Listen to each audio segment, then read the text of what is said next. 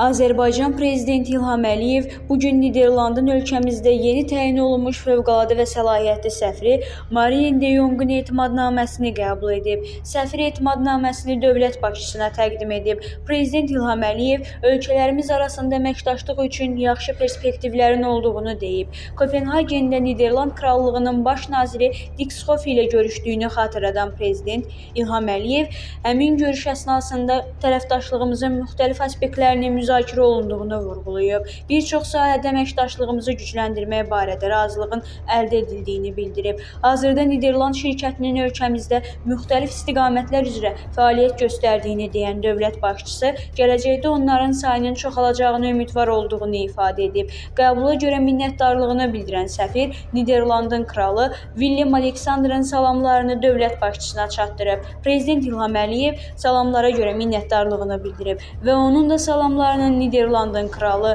və baş nazirinə çatdırmağını xahiş edib. Marien de Jong ölkəsinin Azərbaycanla siyasi və iqtisadi sahədə güclü əməkdaşlıq etmək niyyətində olduğunu deyib. Bunun qarşılıqlı fayda verəcəyinə əminliyini vurğulayıb.